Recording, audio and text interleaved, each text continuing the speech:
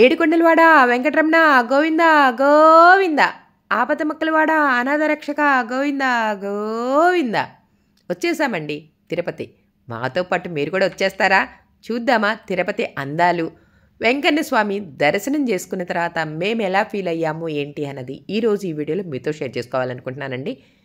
Early మార్నింగే, అంటే ఇప్పుడు టైం ఎంత అయిందో చూసారా? మేము రూమ్ తీసుకున్న ప్లేస్లో అలా చక్కగా రెడీ అయ్యి అలా బయటకు వచ్చినప్పుడు ఆ మంచు చూడండి. ఇది మంచా వర్షమా అన్నది కొంచెం ఆగిన తర్వాత మీకు చెప్తానే. చూడటానికి క్లైమేట్ ఎంత బాగుందో తెలుసా? అసలు మనం తిరుపతిలో ఉన్నామా ఊటీలో ఉన్నామా అన్న అనుమానం కూడా వస్తుంది. అయినా ఊటీ అయినా కూడా తిరుపతి అయినా కూడా, తిరుపతి కూడా ఇప్పుడు ఊటీకి ఏమాత్రం తీసిపోనంత చల్లగా కూల్గా ఉంది. ఇదే వేసవికాలంలో అయితే అబ్బా భలే ఉంది అని ఫీల్ అవుతాం. ఈ చల్లటి వాతావరణంలో ఈ తిరుపతి కొండపైన గడగడ వణుకుతూ అలా రెడీ అయ్యి ఇదిగో ఇలా వచ్చేస్తున్నాం. ఇంతకీ దర్శనానికి వెళ్ళటానికి ఏ రూటు, ఎటువైపు వెళ్ళాలి ఏంటి అనేది ముందుగానే మనం కనుక్కుంటాం కదండి. విఐపి దర్శనం. మా ఊరి ఎమ్మెల్యే గారు చక్కగా అలా అడిగామో లేదో ఇదిగో ఇలా విఐపి దర్శనానికి ఇచ్చేసారండి. దర్శనం చేసుకోవటానికి తిరుపతి కొండ మీదకి వచ్చిన తర్వాత ఎటు వెళ్ళాలి ఏంటి అనేది కనుక్కొని చక్కగా దర్శనం మొదలు పెట్టేశామండి. చూడండి, మాకులానే ఇప్పుడు ఈ టైంలో ఉన్న వాళ్ళ అందరము విఐపి దర్శనానికి వచ్చిన వాళ్ళేనండి. క్యూ లైన్లో మొదలు పెట్టేశాం. ఎటు నుంచి ఎటు వెళ్ళాలి, మరి మనము గమ్యస్థానానికి చేరాలి అంటే మొదటి అడుగు అంటామే అదేనండి. ఇటు నుంచి వెళ్ళాలని మనకి ఒక దారి అక్కడ వే ఇస్తారు చూసారా? అలా చూసుకొని మేమైతే లోపలికి వచ్చేస్తున్నామా, ఇదిగో ఇటువైపు వెళ్తే ఈ రూట్లోకి వెళ్తాం, అటు వెళ్తే ఆ రూట్లోకి వెళ్తామని చెప్పి ప్రతి చోట అక్కడ చక్కగా మనకు అర్థమయ్యేటట్టే ఉన్నదండి. అలా నడుచుకుంటూ వెళ్తూ ఉన్నామా, లోపల మనసులో అబ్బా మేమైతే ఫస్ట్ టైం అండి విఐపి దర్శనంకి వెళ్ళటం ఫస్ట్ టైం. ఈ దర్శనం ఎలా ఉంటుంది, ఎక్కడ దాకా తీసుకెళ్తారు అని ఒక్కొక్కళ్ళు ఒక్కొక్కలా చెప్తూ ఉన్నారండి. ఎంత చెప్పినా మన మనసులో ఒక ఫీలింగ్ ఉంటుంది చూసారా? అది మిస్ అవ్వకుండా అలా ఫీల్ అవుతూ చక్కగా లోపలికి వెళ్ళాం. ఇక్కడేనండి మనం తీసుకెళ్ళిన విఐపి పాస్లు ఇచ్చేసి ఆ తర్వాత దేవుని దర్శనం చేసుకొని బయటకు వచ్చాం. ఇప్పుడు చెప్తానండి. ఇప్పుడైతే దర్శనం చేసుకొని బయటకు వచ్చిన తర్వాతే మన ఫోన్లు మనకు వస్తాయి కదా. ఇందాక చెప్పాను చూసారా? మన ఫోన్లు ఇచ్చి ఆ తర్వాత దర్శనం చేసుకొని ఇక్కడికి వచ్చి అఖండం దగ్గరికి వచ్చి మళ్ళీ ఫోన్లు తీసుకొని ఆ తర్వాత ఇదిగో ఇలా వీడియోలు తీయటం మొదలుపెట్టానండి. అసలు విఐపి దర్శనం ఎంత బాగుంది అంటే 3 గడపల దగ్గరికి వెళ్ళామండి. అక్కడ దాకా వెళ్ళినప్పుడు అసలు మనసులో పులకెంత ఉంటుంది. ఆ వెంకన్న స్వామి తండ్రిని అలా చూస్తూ ఏడుకొండలవాడ వెంకటరమణ గోవింద గోవింద అంటూ అందరం దండం పెట్టుకుంటూ కళ్ళు మూసుకుంటాం. కానీ గోవిందుని దగ్గరికి వెళ్ళినప్పుడు కళ్ళు అలా తెరిసి నిలువెత్తు విగ్రహం అలా గమనిస్తూ అలా చూస్తూ ఉంటే మనసు తనివి తీరదే. ఎంత బాగుంటుందో. నేనైతే విఐపి దర్శనంలో ఫస్ట్ టైం అని చెప్పాను కదా. ఇంకొకటండి, మీకు ఇంకో విషయం చెప్పలేదు. 7-8 సంవత్సరాల క్రితం శ్రీవారి సేవకి అని చెప్పి వెళ్ళామండి. అప్పుడు చూడాలి అసలు ఆ సేవకి వెళ్ళినప్పుడు ఈరోజు గుర్తు తెచ్చుకుంటే అబ్బబ్బబ్బబ్బబ్బా అసలు భలే ఫీలింగ్ అనిపిస్తుందండి. ఎన్ని గంటలు శ్రీవారి దర్శనం చేసుకుంటూ మొత్తం 2 టైమ్స్ అయితే నాకు అవకాశం వచ్చిందండి. ఒకసారి జయ విజయ్ దగ్గర ఉండి 8 గంటలు, అంటే 8 గంటలు సేవకి వెళ్ళిన వాళ్ళు 6 నుంచి 8 గంటలు సేవ చేయొచ్చు అని చెప్పి చెప్పారండి. అలా జయ విజయ్ దగ్గర ఉన్నామా. ఆ తర్వాత ఇంకొకసారి ధనుర్మాసం స్టార్టింగ్ రోజు మళ్ళీ జయ విజయ్ దగ్గరే మళ్ళీ మాకు సేవ వచ్చిందండి. అప్పుడు చూడాలండి, అది అసలు ఆ జన్మ ధన్యమైంది అని చెప్పి ఎంత ఫీల్ అయ్యాను అంటే చెప్పనా కారణము. జయ విజయ దగ్గర తెల్లవారుజామున 2:30కి సేవకు వెళ్ళామండి. అక్కడి నుంచి 8:30 దాకా జయ విజయ దగ్గరే ఉన్నాం. ఆ తర్వాత 8:30 నుంచి 10:30 దాకా 3 గడపల లోపల, అంటే ఆ దగ్గరికి వెళ్ళి అక్కడే ఉండి సేవ చేసామండి. అసలు ఈ రోజుకి అలా తెలుసుకుంటూ ఉంటే ఎంత బాగుంటుంది. అక్కడ స్టాఫ్ ఉంటారు కదా, 8:30 నుంచి మళ్ళీ సేవ మొదలైందండి. ఆ సేవ మొదలయ్యేటప్పుడు అమ్మ లోపలికి బామ్మ అని చెప్పారు. ఏంటి ఆ లోపలికి వెళ్ళటమా? మనం ఇప్పుడు దాకా వెళ్ళిన జయ విజయ్ దగ్గరే కదా, ఇంతకు మించి లోపలికి ఎప్పుడు వెళ్ళలేదు. నిజంగా నేను వెళ్ళలేదు, వెళ్ళము అన్న విషయం, వెళ్తాము అన్న విషయం కూడా నాకు తెలియదు. కానీ సేవ చేస్తున్నప్పుడు ఆ లోపలికి వెళ్ళి సుప్రభాత సేవ, ఈ సేవలన్నీ చేసుకుంటూ అలా బయటకు వస్తున్నప్పుడు ఒక్కొక్కళ్ళు తన్మయత్వంతో కళ్ళమ్మ నీళ్లు కార్చుకుంటూ అలా వస్తుంటే, ఏంట్రా బాబు దేవుని దర్శనానికి వెళ్ళి ఇలా ఫీల్ అవుతూ అంటే బాధపడుతూ వస్తున్నారు అని అనుకున్నా. తర్వాత అర్థమైందండి, నేను లోపలికి వెళ్ళిన తర్వాత తెలిసింది, తన్మయత్వంతో మన మనసులో ఉన్న ఏ బాధ, సుఖము, సంతోషం ఏమీ గుర్తుండవు.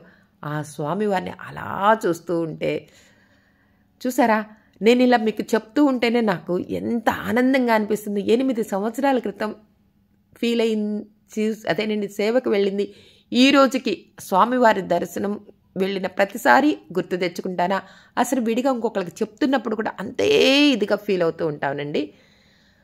ఆ లోపలికి వెళ్ళినప్పుడు అంత నచ్చి అంత బాగుందండి. ఎన్ని హారతులు ఆ రోజు ధనుర్మాసం స్టార్టింగ్ రోజు ఎన్ని హారతులు ఇచ్చారో అన్ని హారతులు చక్కగా చూసి చక్కగా బయటకు వచ్చాం.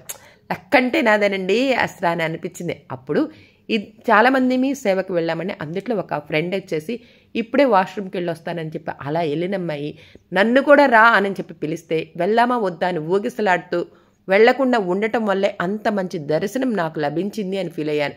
ఎందుకంటే ఆ ఫ్రెండ్ బయటకు వెళ్ళిన అమ్మాయిని మళ్ళీ లోపలికి పంపించలేదండి. అమ్మ బాబాయ్, వెళ్ళినట్టయితే నాకు ఈ దర్శనం దొరికేది కదా అని తెగ ఫీల్ అయ్యానండి. అంటే తెగ ఫీల్ అయ్యాను అంటే వెళ్లకుండా ఉండటం వల్ల హ్యాపీగా ఉన్నది అని చెప్పి అలా ఫీల్ అయ్యాను. మొత్తానికి స్వామివారి దర్శనం అప్పుడెంత హ్యాపీగా ఫీల్ అయ్యానో మళ్ళీ ఇప్పుడు ఈ విఐపి దర్శనానికి అలా లోపలికి వెళ్ళి అంత దగ్గరగా స్వామివారిని చూసుకొని మళ్ళీ బయటకు వచ్చిన తర్వాత చూసారు కదా, అఖండం దగ్గర ఎలా కొబ్బరికాయ కొట్టుకున్నాము, ఏం చేసాము ఏంటి అన్నది. మంచులో గాలి గోపురం గుడి అసలు ఏమీ కనిపించటం లేదండి. ఒకవైపు వర్షము, ఒకవైపు మంచు అంటూ ఉన్నది. ఇప్పుడైతే స్వామివారి దర్శనం చేసుకున్న తర్వాత అఖండం దగ్గరికి వచ్చి కొబ్బరికాయ కొట్టుకొని మళ్ళీ ఒక్క 2 నిమిషాలు అలా ప్రశాంతంగా కూర్చొని ఆ తర్వాత అన్నదానం, వెంగమామ అన్నదాన సత్రం ఉంది కదా, అదే అన్నదానం ఉంటుంది కదండి, అక్కడికి వచ్చి భోజనానికైతే వచ్చేసామండి. ఇక్కడ బ్లాక్స్ ఉంటాయండి, first block, second block, third blocks, 4 blocks అని చెప్పి బ్లాక్స్ పేర్స్ రాసి ఉంటాయి కదా, అలా ఆ బ్లాకుల ప్రకారం చూసుకొని మాకు ఎక్కడైతే అవకాశం కుదిరిందో అక్కడికి వచ్చి ఇదిగో ఇలా కూర్చుని మనం వెళ్ళేటప్పటికే అప్పటికే పొంగలు పెడతారు, అప్పటికే కూర, పచ్చడి, కొబ్బరి పచ్చడి, కంది పచ్చడి, ఇలాంటి పచ్చళ్ళు పెట్టి అప్పటికి రెడీగా పెడతారా.